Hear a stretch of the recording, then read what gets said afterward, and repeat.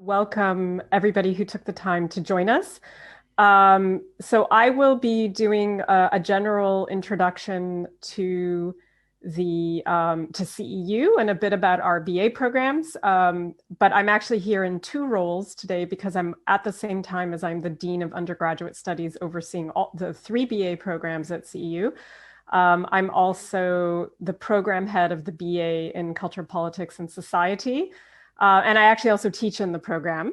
Let me just say a few words about CEU, and then I'll also switch to saying some words about the BA in Culture, Politics, and Society. So all the program heads will introduce some important pieces of information about the programs, and then we'll get, I think, probably the most interesting part, which is input from our existing students. So why CEU? What is CEU about? So CEU is a university that is now primarily based in Vienna, although historically it was founded in Budapest in 1990. We are a small university, but we are very highly ranked in the social sciences. We have world-class faculty and have some very highly ranked disciplines, some programs that are very highly ranked. I think another thing that's quite special about CEU is that we are a private university with a public mission. So our open society mission is one of the founding missions of the university from its inception, and it continues to guide us.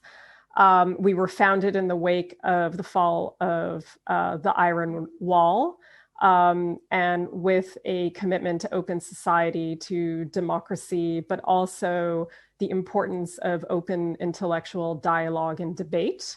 And there was a window of time when it looked like that mission was starting to become outdated, but perhaps I think I would say even unfortunately, that mission has proved to be as important as ever. So our mission continues unabated. We are a small institution, but not a tiny institution. So the classroom experience is a very intimate classroom experience. The faculty-student ratio, or actually I should say the student-faculty ratio at CEU is 8:1. So this is a very intimate student-faculty ratio. It means that we have a classroom experience which is not about just delivering lectures in a top-down way, but it's much more discussion-oriented. We work very closely with students. We have a highly international student body and also faculty body. So faculty is composed of faculty from over 100 countries. The student body is, actually that was the statistic for the student body. The student body is composed of students from over 100 countries. I think we'll be able to hear about it also from our own students who are here today, who can attest to that. It is a largely graduate level university. So up until now, primarily we deliver MA and PhD programs, but undergraduate students get to be part of this experience. So the academic standards are high. But I think also in ways that we understand need to be tailored for undergraduate education. We have an extensive alumni network, which is really helpful for finding internships and also career opportunities. We're developing extensive exchange partners for the third year abroad or a term abroad in the third year. And I think also what's unique is that we have double accreditation. So the 4-year BA is accredited both in Austria and the United States. So if you finish the 4-year BA, you get a degree that's accredited both in Austria and the US, in New York State specifically. And now we're located in the city of Vienna, which is consistently ranked as one of the most livable cities in the world. So you get all of this in a really wonderful, culturally vibrant city, where also you have easy access to mountains, skiing, hiking, and actually a lot of interesting neighboring countries, the Czech Republic just being almost around the corner, for example, and Budapest just 2-hour train ride away, and so on. Now, why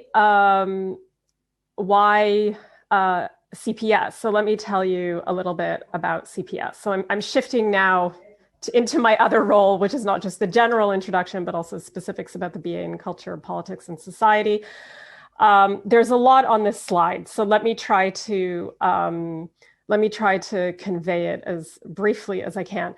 So the BA in Culture, Politics, and Society is conceived as a liberal arts style BA, which means that it gives a very broad multidisciplinary basis within which students have extensive choice to choose a major, which has to be declared towards the end of the second year, and many choices of directions. So later on, I have a slide with more specifics. So there are 12 majors and 13 minors. Within it, I think what's unique and unlike most liberal arts programs anywhere, let alone in Europe, is that we have incorporated into it a core curriculum which covers the first 3 years of courses aimed at developing a wide range of skills in interpreting and producing information and data, such as skills in programming in Python, documentary film production, podcasting, and so on. So we take a very classic model, which is the liberal arts model, but give it a 21st century twist, because we take very seriously that the way knowledge and information are produced in the 21st century do not mirror the way they had been, let's say, in the mid-20th century, and that to be a really educated citizen, one needs to have the tools to both critically interpret all this plethora of data out there, but also to be able to produce it as a not only as a citizen, but also as a transferable job skill. It's interdisciplinary, but as I said, one has to choose a specialization, and you can do a major and a minor, and it's completed with a BA capstone project, which is a significant project that can take multiple forms and not just a traditional written BA thesis, for example, a documentary film project, a data visualization project, a podcasting project, or so on. It also incorporates every spring an experiential learning module. So for example, in the first year, there's a module which is supposed to be about taking concepts that were learned throughout the academic year and exploring the city of Vienna through that lens. In the second year, there's a different module, which is about developing individual projects, like a civic engagement project or an internship or a research project with a professor. As I mentioned, also, we take very seriously that students should have a very interesting experience, but also in the end, you're going to be looking for a job at some point in your lives, and probably shortly after graduation. So we work also on transferable skills.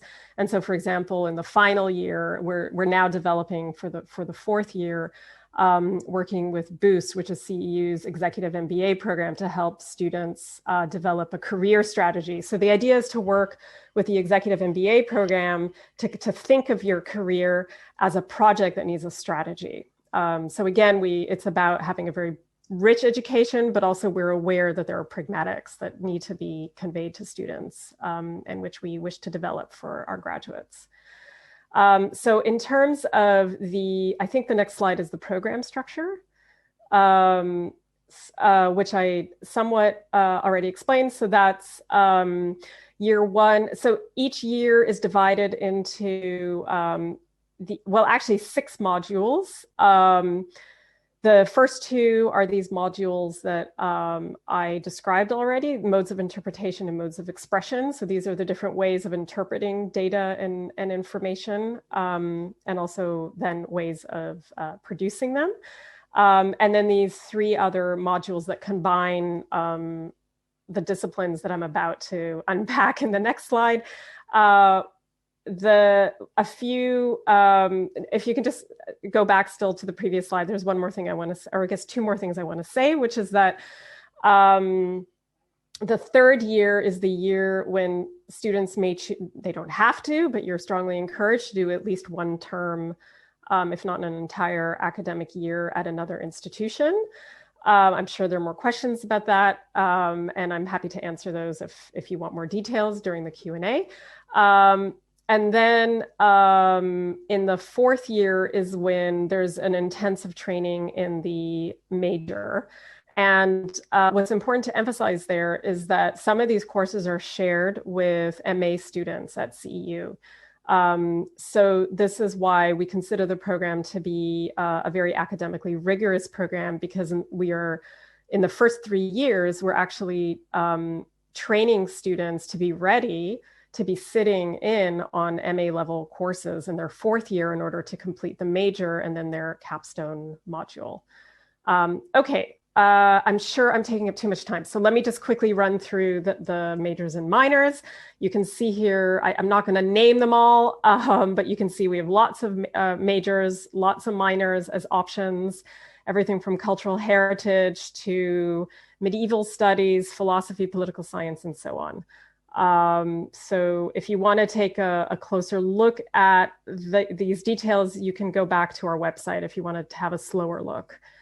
Okay, so I'll stop there and pass on the so-called microphone to Professor Mariyana Angelova, who's a professor teaching in our program in philosophy, politics, and economics. Thanks. Yeah, thank you so much. Thank you.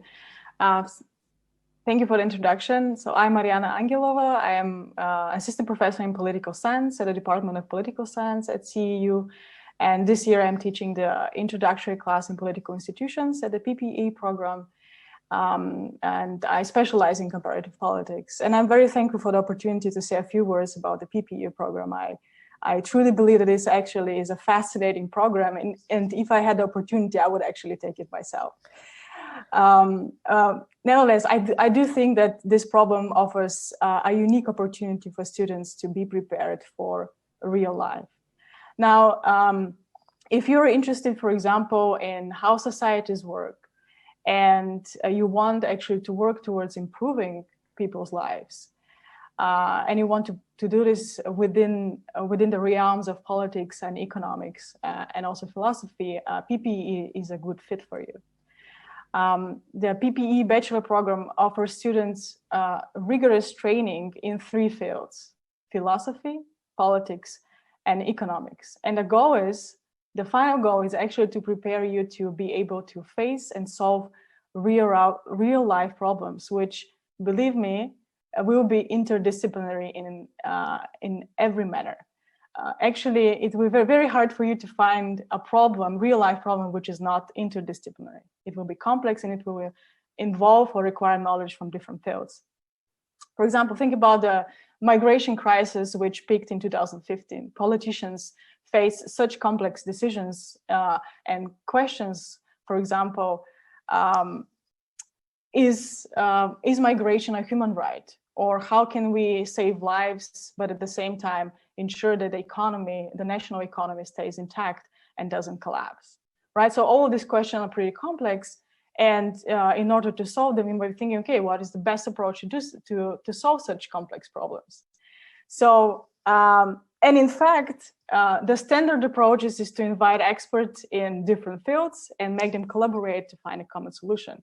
However, the biggest challenge is whenever you have experts for different fields is that different fields or different disciplines have different languages, approaches, and tools to solve problems. And you're kind of stuck at the communication level to find a solution. And actually, in order to solve real life problems, you need to have rigorous knowledge in different disciplines. You need to be the person, or you will be the person who will make the connection between different disciplines and who will contribute to this communication and who will drive solving problems. So, and this is exactly what PPE offers you.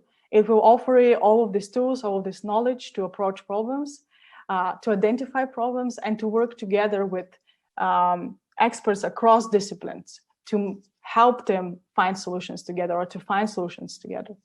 And the program offers a broad variety of topics within these 3 disciplines. There are like more than 70 introductory, core, and advanced topics. I will show you a slide with most of them. But this program is tailored towards your interest. So you will choose a major, you will choose specialization, you can choose very different topics depending on your interests.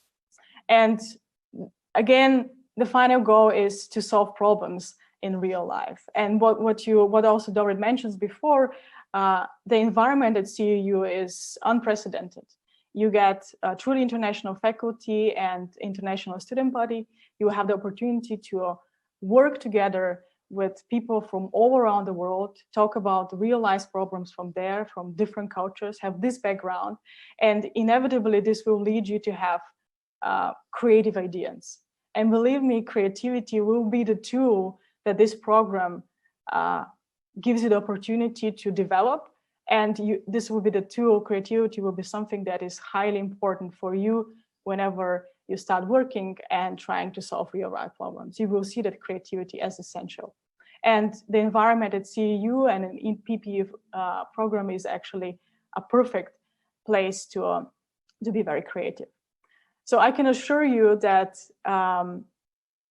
if you choose to study PPE, this will be an unprecedented journey for you from a scholarly as well as a personal perspective.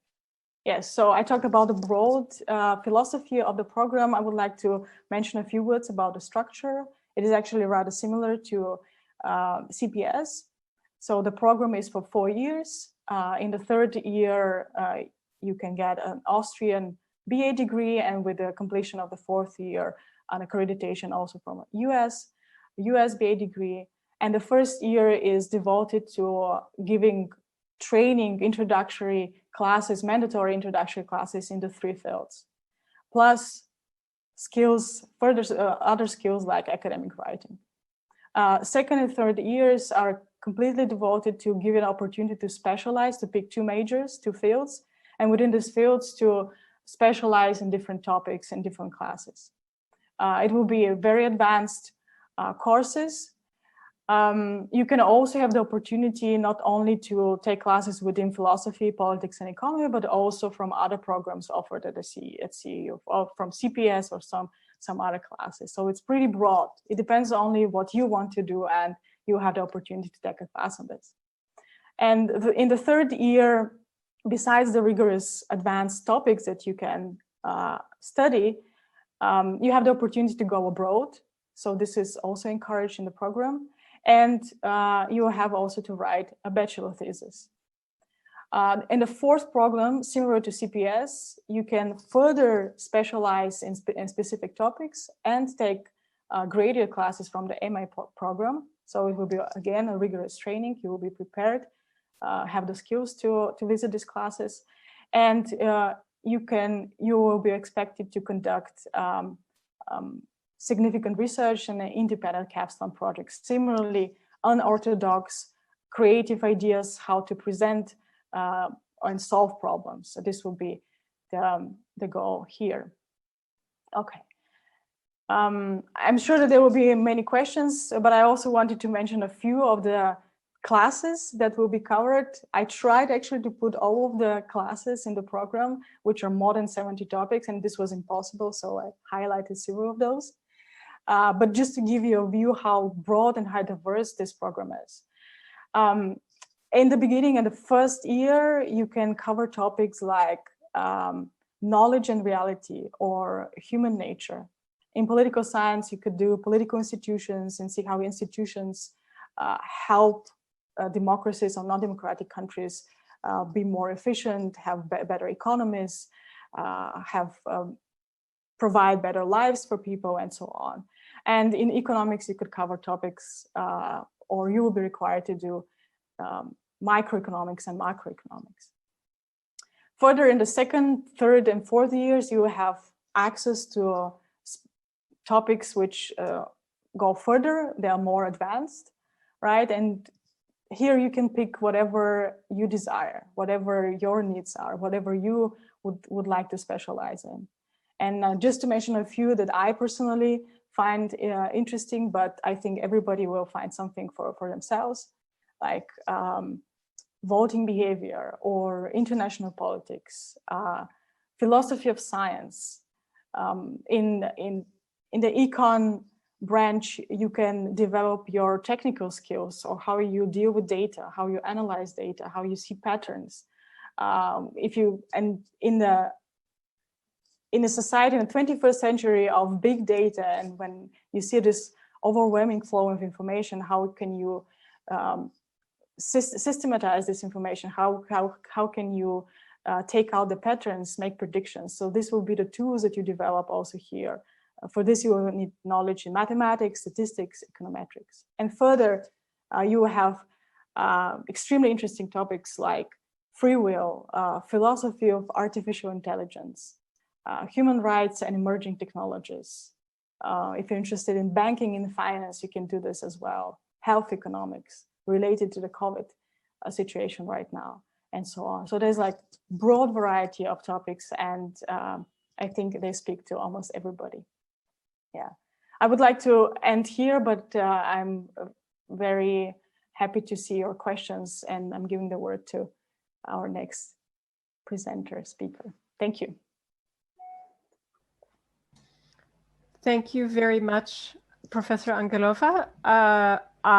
I am now going to introduce you to Professor Tiago Peixoto, who is a professor of network science and the head of the BA in Quantitative Social Sciences. So thank you very much, Dorit. Right, so I want to talk to you about this new BA we have, which is just starting now on Quantitative Social Sciences. So as Dorit says, I'm professor of network science at the Department of Network and Data Science at the university. And the idea for this BA is to tackle, as you already saw how the other programs mentioned, interdisciplinarity, and this is true also for this program, right? So the idea here is to tackle challenges in the social sciences from in the age of big data, right? So right now we have there quite a range of phenomena that we need to understand and tackle in society, which require a quantitative aspect. You have to tackle it with mathematics, numbers, data, programming, etc. Right? So for example, we have the spread of information and disinformation in social networks. We want to understand human mobility patterns. So for example, there's a little figure there which shows you how people migrate between countries. Right? So you have this volume of people that go from year to year to these diverse places, and we need to understand it quantitatively. Right? They have cascades in financial systems. So when is the next big break going to come, and how deep it will affect the economies? Right? To have some very timely topic, which is the epidemic contagion. Right? How this disease spread. These things are very connected in the way they are modeled and understood mathematically.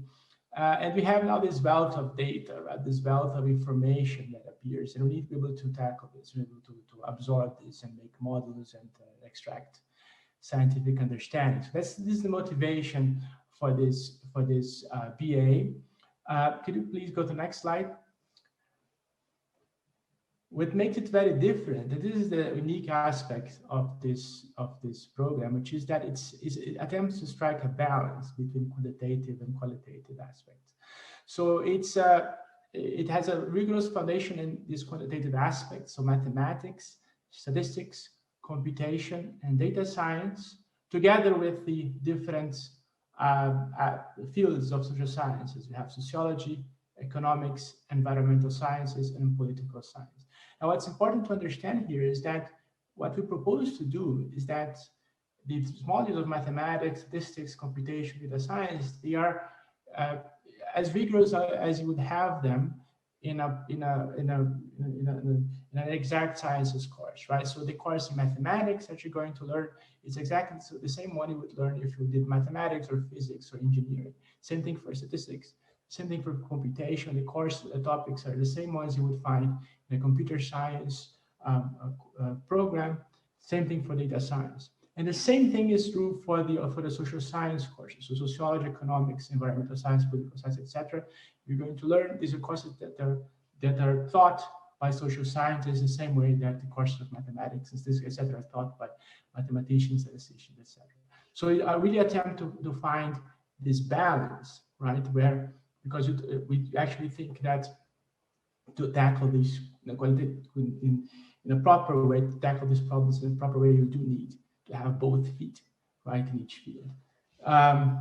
So can you please, just another thing. So it's fine. So we are here leveraging a unique aspect of the university, right? The university is very well known for the social sciences, so it has excellent faculty in social science, but we also have, this is particularly true for our department of network and data science, we also have quantitative people. We have physicists, like, for example, I'm a physicist, I'm not a social scientist by training. The same is true for many other people of our department. We're going to have computer scientists and mathematicians also teaching this program. Can you please go now to the next one? Right, so this structure is the following. So this is similar to what I saw before. There's one important aspect here. So the first year you have the mandatory courses where you're going to learn mathematics, programming, data analysis, and also introductory courses on different fields of the social sciences. And then by the second course, the second year, you get to choose your own path. Right? So I have to choose between two. So there are 5. So I have to choose 2 of 5 specialization tracks in the following fields, which are sociology, economics, environmental science, political science, and data science. So for example, you could do economics and data science, you could do environmental science and political science. This will define your major and your minor. And this will define also which mandatory courses you have to do and which optional courses you have to do as well. Right? So this will define your path for the next 1 or 2 years, depending on whether or not you get the Austrian or the US BA. And then in the third year, you have advanced topics, which incorporate the choice you made. There's a quantitative social sciences seminar, which gives to you already at the undergraduate level a modern view of current research in the area, so to give you ideas and to motivate your studies.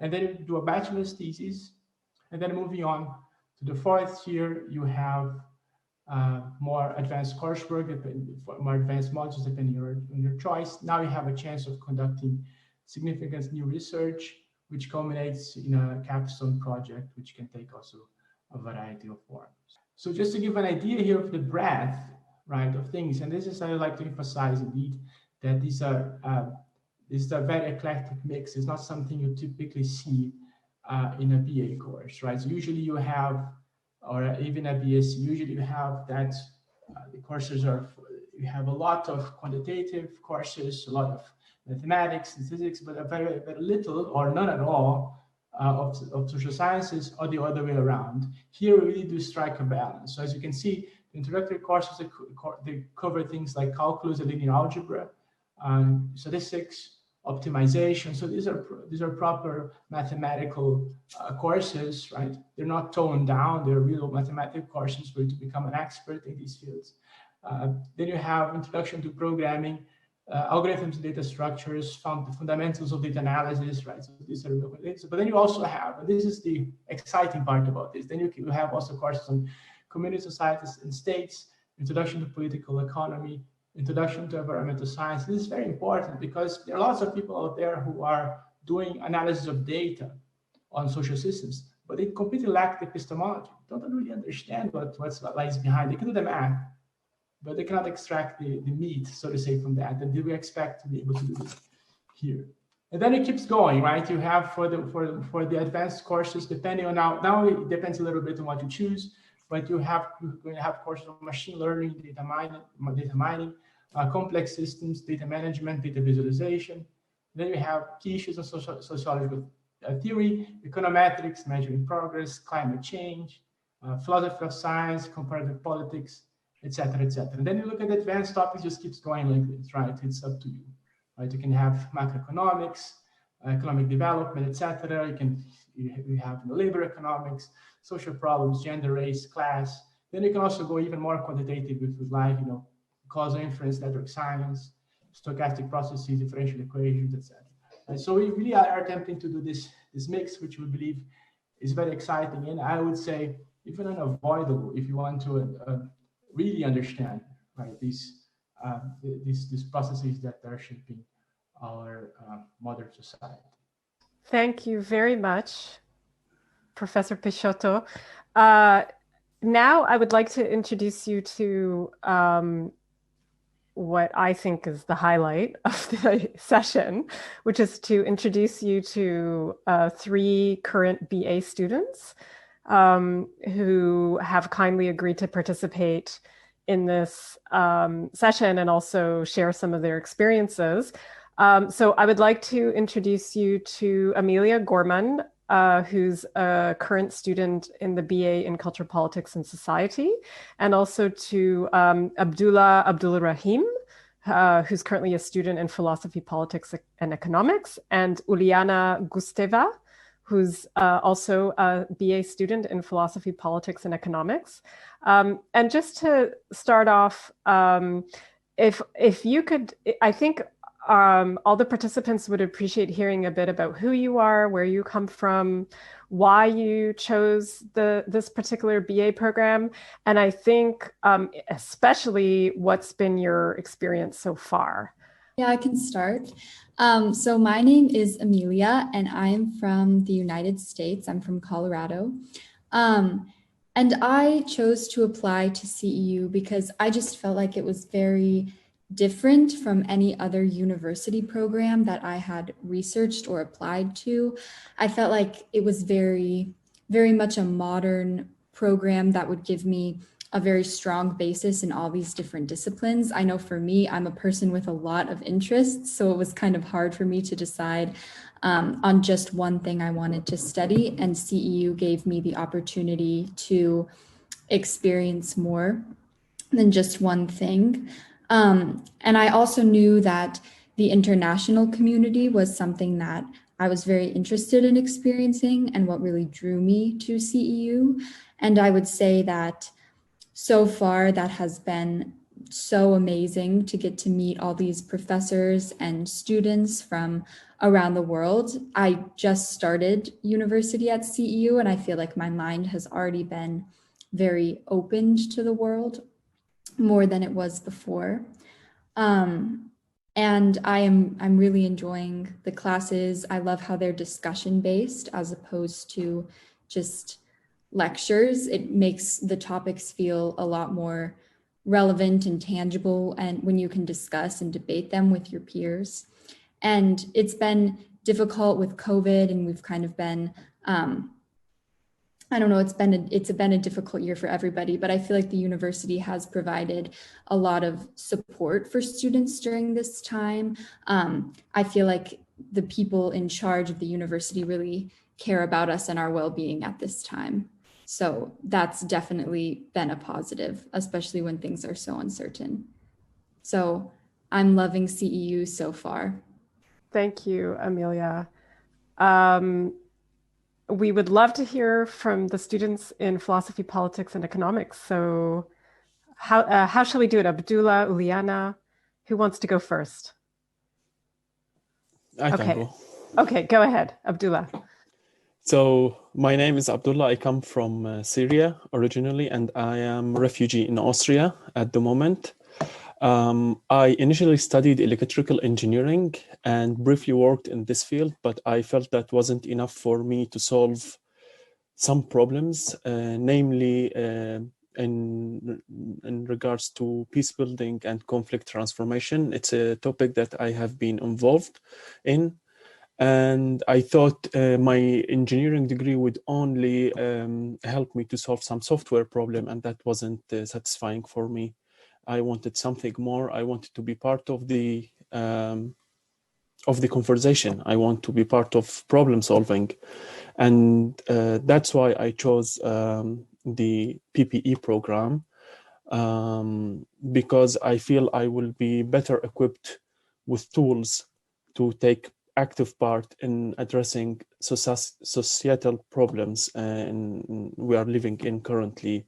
That's one reason, actually. The second reason I chose the PPE program because it's interdisciplinary program, gives you the opportunity to kind of specialize in different topics. And I didn't find similar program in Austria, where I live, because you either here, for example, if you want to apply at the University of Vienna, you either study Politikwissenschaft, which is political science, and that's it, or you go for Wirtschaft, economics, and that's it, or philosophy. So something that really combines those very related topics wasn't there.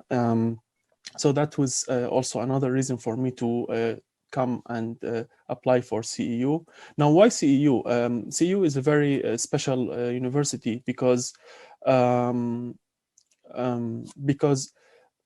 I think it's more diverse than any other educational community institution here in Austria, at least. It's well balanced and it's inclusive. And that's what I like about CEU. It's very inclusive. And my experience so far has been, what should I say? Overwhelming, I would say. It's an intensive program. You need to be ready for the challenge. You will learn a lot. I've been only there for 3 months, more or less, and I can't even imagine how much I've learned so far. Other thing I like about the university is that it takes care of its community, student community. Like my colleague just mentioned, during the COVID crisis, we've been receiving a lot of emails in regards to different sorts of support, starting from psychological and mental well-being to financial assistance if you need some hardware, laptops or iPads, for example, to assist you in your studies if you have a kind of outdated device. So it's really offering different sorts of support for student body, especially in a very difficult times. The last thing I want to mention about the university that I like very much is it's responsive. So you approach them with some problem, you directly get the response. I didn't feel the obstacles of bureaucracy there. In many occasions, my concerns were addressed very fast, and that's something that I greatly appreciate, actually, about the whole institution. So that's my experience so far. Thank you. Thank you so much, Abdullah. And now, Uliana, would be very happy to hear from you. Yes, thank you. Originally, I'm Russian, living in Hungary for now. So I knew about CEU for quite long because I had many friends studying now or who had studied on EMAs or PhDs, but there was no bachelor, and I was so happy when the bachelor was open. Yeah. Why I chose CEU is because I had many friends and I knew that's the most international community in Hungary and then now in Austria. Why I chose PP? Because I've always struggled with choosing things, and PP, if you have the same issue, PP is the best choice for you.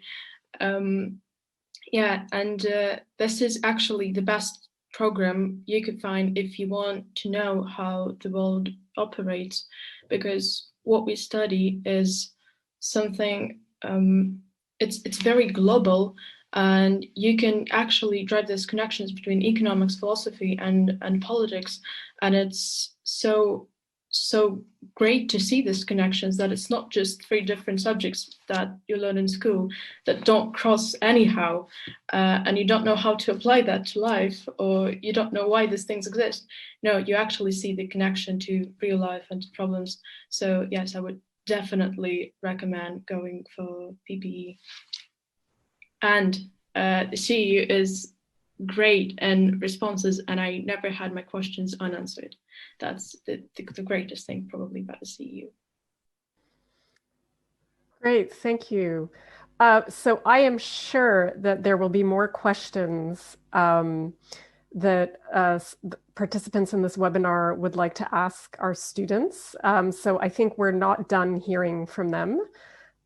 Personally, I always like to hear from them. It's one of the great pleasures of these kinds of webinars, which is to also actually get feedback from students.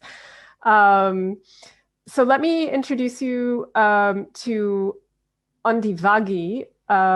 who was our recruitment specialist at CEU, and she'll give us a little bit of information about the application process, and then we can move to the Q&A where we will respond to questions that we're seeing on the chat. So don't forget that if you still have questions, please do put it on the chat. Thank you. Thank you, Dorit.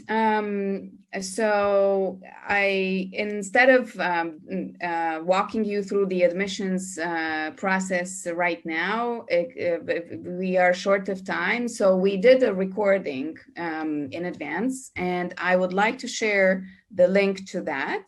You will be able to find it on the, if you go to the schedule of the virtual open house and scroll down to the part where we announce the speakers and the topics of this BA session. There you will find two videos. One is an overview, again, of the 3 undergraduate programs that is done by me. So here you could hear directly from professors and the people who designed the programs and who are teaching in them. And there in the recording, you can hear just a quick overview of all of 3 from me. And a few details, technical or practical details of each program. And then another video, about 20 minutes, that walks you through the entire application process and application requirements. It also talks about tuition and fees and scholarships or financial support opportunities. It also talks about the deadlines, the application deadlines. By the way, I'm going to say it here because I think it's really important. If you are thinking of applying for the following fall, the most important deadline you need to remember is February 1st, 2021. That's our priority deadline. And you can read more about what that means and what you need to do on the website. And of course, hear about it in this video. Okay, that's all I wanted to say now about admissions and application. And I have been looking at the chat box. Thank you to everyone who submitted questions to us to answer now. And I tried to group them already. Well, perhaps we had 2 questions right at the beginning about financial support and scholarships. And I would like to ask Dorit to say a few words about what's available right now and how can students apply for that. We have several scholarship schemes. One is the Presidential Scholarship Award, which is a scholarship thanks to the generous donation of our rector, Michael Ignatieff, and his wife, Zsuzsanna Zohar. And indeed, this year already, we have 2 BA recipients of that scholarship. We have a refugee scholarship scheme, for which we will have 3 scholarships available for this next recruitment cycle for students who are beginning in September. And also each of the BA programs has some scholarships for that are based on a combination of merit and need, but they're not exactly organized the same way. For the BA in Quantitative Social Science, we have the scholarships. Professor Peixoto can correct me if I'm wrong, but there are 2 full scholarships, so to speak, that would cover a tuition reward. And then also, I believe, 2 that cover some of the dorm costs. Tiago, did I get that right? I don't want to misrepresent it. Correct, yes. Okay, thank you. And then for the BAs in Philosophy, Politics and Economics and Culture, Politics and Society, we have a certain fund of money that we will distribute to applicants based on our assessment of need. So I'm not going to say it's X amount of money now, because it depends on the specific circumstances of the pool of students who apply. And the financial needs that become apparent in those specific cases. So in the moment, those are the primary scholarship opportunities that we have available. At the same time, we continue to look for other scholarship opportunities that we can partner with. So it is worth continuing to look at our website to see if there are any updates on that front. Thank you, Dorit. Just say something very quickly. Sure. Can I say something very quickly to this? So I'd like to emphasize that if there's anybody who is interested in these courses and you have an issue with a financial need, do not hesitate to apply, right? Apply and then we see what can be done. As Dorit has said, there are some avenues. So you shouldn't let this discourage you from applying. Thank you, Tiago. Another question that was related to this is how many, so students always would like to find out, how much financial support there is, but also what are the chances of them getting in and how big are the classes are going to be, or the class is going to be next year. Can you say a few words about that, Dorit? Well, the next recruitment cycle, we anticipate recruiting about the same number as we did this year. So we take in between 25 to 30 students per BA program. I mean, it's a little hard to tell you in any clear probability form what are the chances of acceptance. I can only say that it's competitive. I mean, we are our first recruitment cycle, so the students who started this September are the first BA students we've ever had. And we had a very high quality pool of applicants. So I think I would expect that it would be the same this year, but I can't tell you at this point. It's 1 in 3, 1 in 4. It's hard to tell because we don't yet. I can't say an average over several years because we've only had one recruitment cycle. But we, on the whole, had students. We had applicants who had good academic records, who could write a good application proposal or an application essay. And we also have an interview process, which is very important for us also to assess suitability for the programs and also suitability for CEU. I think we want our students to succeed. So our perspective is that because this is these are all rigorous programs. You heard it directly now from our existing students who unprompted raised it. So I don't think that we're doing anybody any great favors if we're accepting students who aren't really prepared enough for these programs. And so that's really something that's very important for us to assess upon application. Thank you. There were a couple of questions related to any alumni, bachelor's programs alumni, and I feel that also this is the time to say a couple of words about why we don't have a current student from the Quantitative Social Sciences program. So I'm going to take that question. So the undergraduate studies at CEU is a new addition.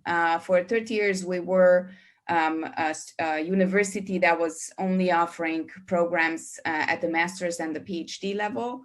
And from this current academic year, we are offering undergraduate degrees as well. We started off with the BA in philosophy, politics, and economics, and the one in cultural politics and society. And we're only launching the quantitative social sciences BA next September. So that's why there's no current student here now, and we won't have one until next year. And also we don't have alumni of the bachelor's programs because these programs are at least 3, but in most cases 4 years long.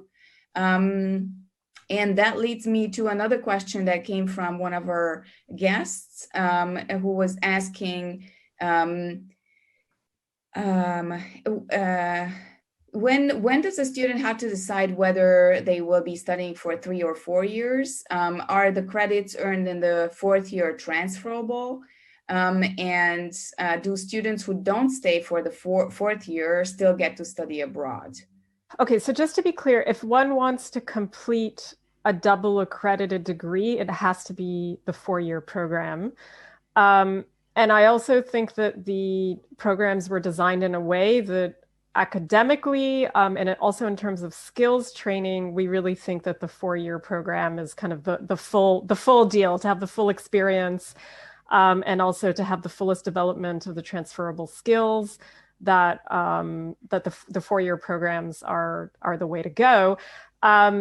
But indeed, if one was to decide not to go that route, the decision would have to be made by the end of the 2nd year, especially for students who want to do a period abroad, because, I mean, I don't know how many details I should get into here, but basically, if you want to do a time elsewhere as an exchange student at another university in your 3rd year, you can only do it for 1 term if you're doing the 3-year BA.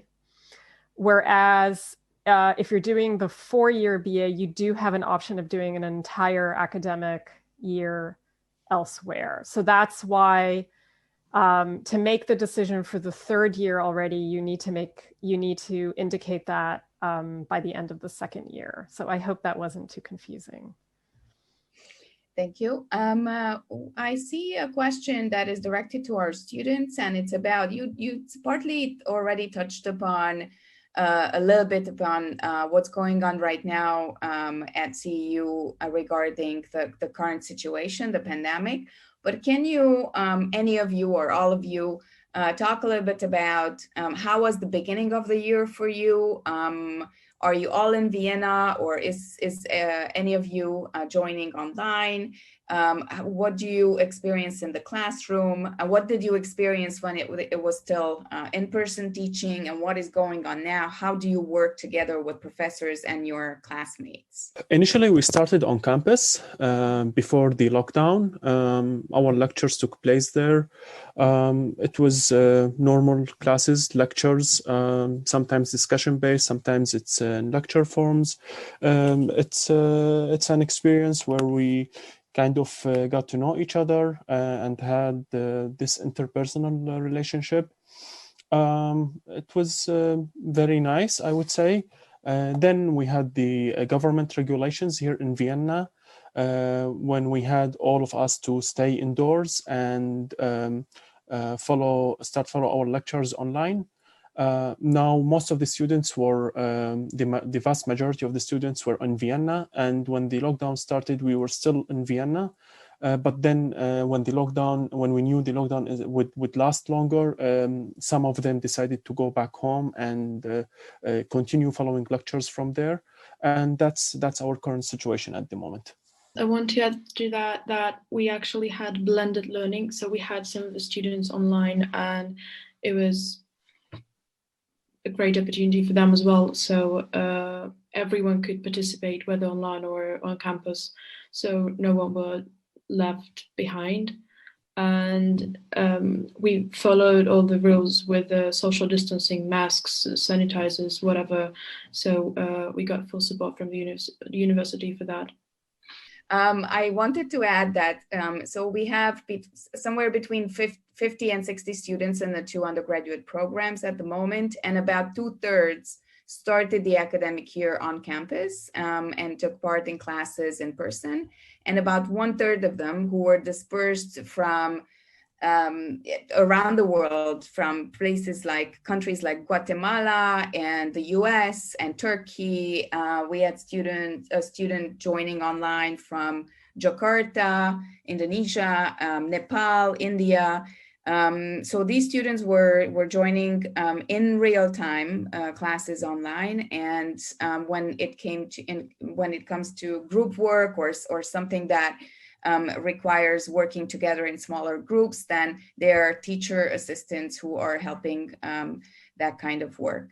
One of the guests was asking about what kind of help or support does the university offer to students in terms of internships and career opportunities. Now, you all have only been in the program, all three of you, this is the third month that it's not even 3 full months, right? But you already I know that you already have been in touch, or that my colleagues in career services have already been in touch with you. What can you tell the viewers about the work that they are doing with bachelor students? What have you experienced so far? Amelia?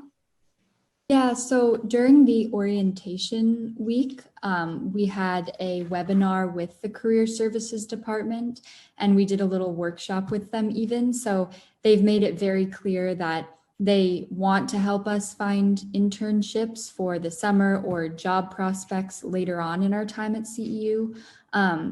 So yeah, they've told us that we can just reach out to them at any time and they'll help us with resumes, essays, finding things, and also reaching out to CEU alumni is another big thing, because there's a huge network of alumni with great connections.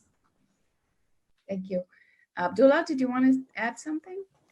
Yes, actually, I had a personal experience with the career service. Last month, I found a job advertising online. It's a part-time job here in Vienna, and it's a topic that I was interested in. So I approached the career service saying, hey guys, I have this thing and I'm willing to apply. What kind of support are you willing to provide me? So basically, we had a Zoom session. Initially, I had to send my documents so that they go through it and get back to me with some feedback. And during the Zoom session, they told me what should I improve in my CV, my cover letter, how can I kind of find the similarities between the job description and my documents and kind of combine them together. So it was, you would get the personal support if in terms of building up your CV, your cover letter, and you will be guided thoroughly, I would say, through the whole process. Thank you, Abdullah. I am going to copy and again in the chat box to everybody this email address. It's called undergraduate.admissions at ceu.edu. And this is where you would write if you have questions about anything related to applying or the programs or the questions that you posed to us now, and we didn't have time to answer. I would like to give it back before we close to Dorit for some closing remarks, and I think she also had something that she wanted to, yeah. There is a mandatory career services sort of mini course that actually needs to be done as part of the curricula in all the programs. So that's to finish that point. That one other quick thing I wanted to say is that we also do have an extensive student services office of the Dean of Students, who provides a lot of support for students, whether it's counseling to visa issues, but also what was a bit harder to bring to life this year because of the lockdown and COVID regulations was cultural activities, social clubs, political clubs, student union activism.